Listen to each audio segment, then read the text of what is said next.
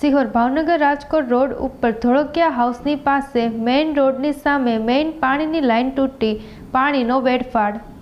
Road પાર પાણીની main line તૂટેલી છે, જેને કારણે પાણીનો ખૂબ જ મોટા પ્રમાણમાં બગાડ થાય છે। આમ એક બાજુ પાણીનો કાળો કકળાટ છે અને બીજી બાજુ પાણીનો બગાડ થઈ રહ્યો છે પાલિકાની બેદરકારીને કારણે અને અકસ્માત થાય છે, જ્યારે ધોળકિયા હાઉસ પાસે જે પાણી લીકેજને કારણે પડેલ ખાડાને લીધે એક મોટરસાયકલ સવારને ઇકો કાર ચાલકે હડફેટે લીધો છે, પણ કોઈ જાનહાનિ થવા પામેલ નથી। તો બનાવને હજુ 5 મિનિટનો સમય નહોતો થયો ત્યાં બીજા મોટરસાયકલ ચાલકે ખાડાના હિસાબે સ્લીપ થઈ ગયેલ। હવે એ ખાડો કોઈનો જીવ લેશે કે શું એવી રાહમાં હોય પાલિકા કે શું?